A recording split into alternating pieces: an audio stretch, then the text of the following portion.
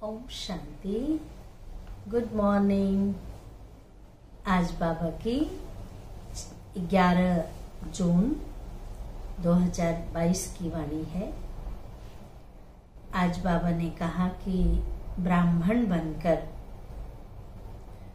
कोई भी ऐसी चलन नहीं चलनी है जो बाप का नाम बदनाम हो, क्योंकि ब्राह्मण जीवन बहुत श्रेष्ठ जीवन है और इस श्रेष्ठ जीवन से इन कर्म इंद्रियों से कोई ऐसा कर्म नहीं करना है जो लौकिक दुनिया में भी कहते हैं कि मेरी दाढ़ी की लाज रखना, अर्थात कोई ऐसा कर्तव्य नहीं करना जिससे नाम बदनाम हो, इज्जत चली जाए। तो शिव बाबा तो हमारे माता पिता, गुरु, शिक्षक सब कुछ है,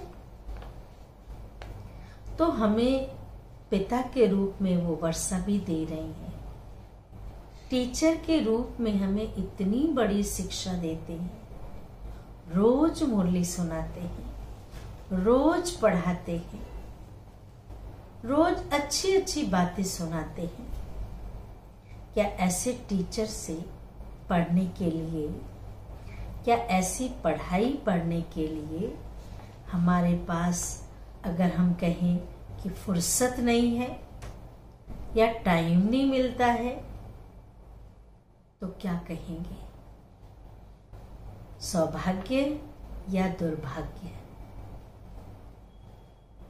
ऐसी पढ़ाई को तो भाग भाग के आना चाहिए पढ़ने के लिए, और इतनी सहज पढ़ाई है, इतनी अच्छी शिक्षा है जो हमारे सिर के बोझ उतर जाते हैं। बाप कोई मेहनत नहीं कराते हैं। इसका नाम ही है सहज राजयोग। मुश्किल योग नहीं है, सबसे सहज है। चलते फिरते उठते बैठते हर कर्म करते। गीता में भी लिखा है, हे अर्जुन तुम कर्म योगी हो, कर्म करते मुझे याद करो। अगर कर्म योगी होकर और सुप्रीम टीचर का इतना महत्व रखें तो पढ़ाई कभी भी मिस नहीं कर सकते। पढ़ाई का उतना ही कदर बढ़ जाएगा। महत्व रखेंगे तो कदर करेंगे ना। तो इसलिए बाबा ने कहा कि पढ़ाई भी करनी है और साथ साथ वो हमारा सत्य गुरु भी है, शिक्षा भी देते हैं और साथ में हमें अपने साथ भी ले जाते हैं। सत्य गुरु बन के वरदानों से भरपूर करते हैं।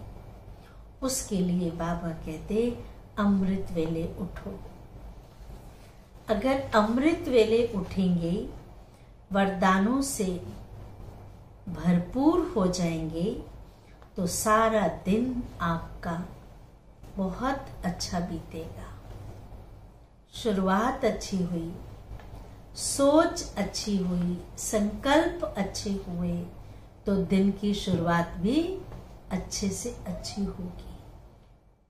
इसलिए कहते हैं कोई भी कर्म करो सोच समझ के करो, बिना सोचे समझे नहीं। और वो सोच समझ इस ईश्वरीय पढ़ाई से मिलती है, इस ईश्वरीय क्लास में मिलती है। अगर हम गॉडली स्टूडेंट बन करके बाबा के महावाक्य को सुनते हैं, छात्रक बनकर सुनते हैं, सुनते हुए भी ऐसा नहीं कि हाजिरी तो लग गई है मेरी, क्लास में तो हम आ गए हैं, लेकिन बुद्धि से हम कहीं और घूम रहे हैं, बुद्धि से हम अब्सेंट हैं, तो उसे भी नहीं माना जाएगा। मन बुद्धि से भी रहना है, शरीर से भी रहना है। जैसे जैसे बाबा कहते हैं आप अपनी बुद्धि को वैसे वैसे घुमाते जाएं तो आपको बड़ा मजा आएगा और हल्कापन भी लगेगा, बोझ नहीं लगेगा, भारीपन नहीं लगेगा। तो इसलिए गॉडली स्टूडेंट बन करके हम पढ़ाई पढ़ें, बाबा के महावाक्य सुने। सुनते हैं बाबा की वाणी। सार है मीठे बच्चे ब्राह्मण बनकर, कोई ऐसी चलन नहीं चलना। ब्राह्मण बनकर कोई ऐसी चलन नहीं चलना जो बाप का नाम बदनाम हो। धंधादौरी करते सिर्फ श्रीमत पर चलते रहो। श्रीमत पर चलेंगे सब काम ठीक होगा, फायदा ही फायदा होगा। प्रश्न है, गॉडली स्टूडेंट के मुख से कौन से शब्द नहीं निकलने चाहिए? ध्यान से सुनेंगे प्रश्न। गॉडली स्टूडेंट के मुख से कौन से शब्द नहीं निकलने चाहिए? जिसका उत्तर है, हमें पढ़ाई पढ़ने की फुर्सत नहीं है। और कामों का फुर्सत होता है, लेकिन पढ़ाई के लिए ये कौन बच्चे बोलते हैं? आप देखेंगे ना, जो कमजोर बच्चा होगा ना, उसे आप पढ़ने के लिए बिठाएंगे तो कुछ कुछ बहाना करके उठ जाएगा। उसको स्कूल भेजेंगे तो पेट दर्द, सिर दर्द, कोई ना कोई बहाना करके स्कूल नहीं जाएगा। लेकिन जो होशियार स्टूडेंट होता है वो एक दिन भी मिस नहीं करता है, पढ़ाई पर अच्छी तरह ध्यान देता है। तो बाबा ने कहा, ये नहीं कहेंगे हमें पढ़ाई पढ़ने की फुर्सत नहीं है। यह शब्द तुम्हारे मुख से नहीं निकलने चाहिए। बाप कोई सिर पर बोझ या समस्या नहीं रखते, कोई आपदा नहीं लाते। सिर्फ कहते हैं, सवेरे सवेरे उठकर एक घड़ी, आधी घड़ी, जो टाइम मिले मुझे याद करो और पढ़ाई पढ़ो। दो बातें कहते हैं, अमृत वेले उठकर मुझे याद करो और पढ़ाई करो। दूसरा प्रश्न है, मनुष्यों का प्लान क्या है और बाप का प्लान क्या है? कहते हैं ना, नर चाहत कुछ और है, भई औरों की और। हम कुछ चाहते हैं, लेकिन ड्रामा में जो सीन है, जो होना है, होने को कोई टाल नहीं सकता। मनुष्यों का प्लान क्या है और बाप का प्लान क्या है? उत्तर है, मनुष्यों का प्लान है सब मिलकर एक हो जाएं। नर चाहत कुछ और है, बाप का प्लान है झूठ खंड को सच खंड बनाना, दुनिया को बदलना, सच खंड स्थापन करना। तो सच खंड में चलने के लिए जरूर सच्चा बनना पड़े। सच खंड में चलने के लिए सच्चा बनना पड़े। गीत है, आज के इस इंसान को क्या हो गया, अपना पुराना प्यार कहाँ पे खो गया। आज कहाँ प्यार है? लोग जानवरों से प्यार कर रहे हैं, कुत्ते बिल्लियों से प्यार कर रहे हैं, लेकिन परिवार से प्यार नहीं है, संबंधों में प्यार नहीं है। क्यों ऐसा? कहाँ गया वो प्यार? निस्वार्थ प्यार, स्वार्थ वाला नहीं, प्यार है तो दैहिक प्यार है, स्वार्थ वाला। धारणा के लिए मुख्य सार है, सचखंड के लिए सच्ची कमाई करनी है। सचखंड में जाना है, सतयुग में जाना है, स्वर्ग में जाना है, तो सच्ची कमाई करनी है। आत्म अभिमानी होकर रहना है। एक होता है देह अभिमान, दूसरा होता है आत्म अभिमान। अभिमान तो है लेकिन वो शुद्ध अभिमान है। इस सड़ी हुई, ये 84 जन्मों का पुराना तन है। आत्मा कितने शरीर, कितने चोले धारण कर चेंज करती आई है। इस सड़ी हुई जुत्ती अर्थात शरीर का अभिमान छोड़ देना है। कहते हैं एक बार एक पति पत्नी थी, आपस में बहुत प्यार था। पति कहीं गए हुए थे तो पत्नी का भाई आया और उसे ले गया, उसे मायके। वो चली गई। जब वो चली गई तो पति आया और देखा वो तो है नहीं, और रात हो गई थी। तो उसने सोचा कि मैं वहीं चला जाता हूं, मायके उसके। तूफानी रात थी और बीच में बहुत बड़ा तालाब था। उसने देखा रात का टाइम, एक लाश बह रही थी। उसने उस पे बैठ करके और वो नदी पार कर लिया। नदी पार करके जब गया वहां तो दरवाजे भी बंद थे।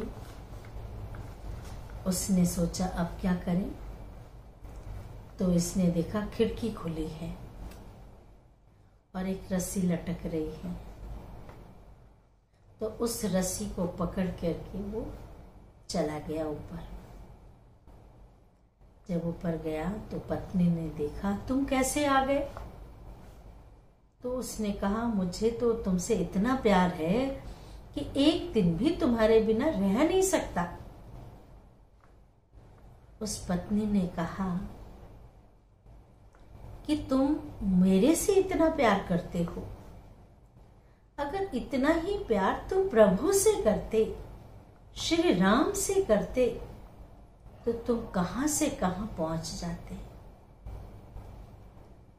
कहते हैं उस घड़ी के लिए, कहते हैं ना, सारे दिन में एक बार जबान पे सरस्वती बैठती है। वो बात तो पति को लग गई। उसने कहा, ये सबसे बड़ा मेरा गुरु है। रस्सी तो सांप था, जिस लकड़ी पे बैठ गया वो तो लाश थी, और उसे संसार से वैराग्य आ गया और जंगल में निकल पड़ा, सब कुछ छोड़ करके श्री राम की खोज में। फिर वो पीछे मुड़कर नहीं देखा। कितना भी पत्नी कहती रही, आ जाओ, वापस आ जाओ, उसने कहा नहीं। एक बार जब हमें अच्छी शिक्षा मिल जाती है, आंख खुल जाती है, तब इस संसार से, देह से, वस्तुओं से, वैभवों से सहज ही वैराग्य आ जाता है। पर यह है कि उसे हमने दिल से अपनाया है या सिर्फ ऊपर ऊपर से अपनाया है। इसलिए बाबा ने कहा कि देह का, शरीर का भान भी छोड़ देना है। दूसरी पॉइंट है, रहन दिल बन अपना और दूसरों का कल्याण करना है। सवेरे सवेरे उठ बाप को याद कर स्वदर्शन चक्र फिराना है। बहुत सुंदर वरदान है। शुभ भावना से व्यर्थ को समर्थ में परिवर्तन करने वाले होली हंस भव। विस्तार है। होली हंस उसे कहा जाता जो नेगेटिव को छोड़ पॉजिटिव को धारण करे, देखते हुए सुनते हुए ना देखे ना सुने। नेगेटिव अर्थात व्यर्थ बातें, व्यर्थ कर्म, व्यर्थ बातें, व्यर्थ कर्म ना सुने ना करे ना बोले। इसलिए गांधी जी के 3 बंदर दिखाए हैं। बुरा ना बोलो, बुरा ना देखो, बुरा ना सुनो। और हमारे बापूजी ने कहा बुरा ना सोचो। सोचना भी नहीं है, करना भी नहीं है, बोलना भी नहीं है, देखना भी नहीं है, सुनना भी नहीं है, वो व्यर्थ है। व्यर्थ को समर्थ में परिवर्तन कर दे, इसके लिए हर आत्मा के प्रति शुभ भावना चाहिए कि इस आत्मा के अंदर जो कड़े संस्कार हैं वो बदल जाए। शुभ भावना से, शुभ भावना से उल्टी बात भी सुलटी हो जाती है। इसलिए कोई कैसा भी हो, आप शुभ भावना दो। शुभ भावना पत्थर को भी पानी कर देगी, व्यर्थ समर्थ में बदल जाएगा। स्लोगन है, अति इंद्रिय सुख की अनुभूति करनी है तो शांत स्वरूप स्थिति में स्थित रहो। अति इंद्रिय सुख की अनुभूति करनी है तो शांत स्वरूप स्थिति में स्थित रहो। अच्छा, ओम शांति, ओम शांति, ओम शांति।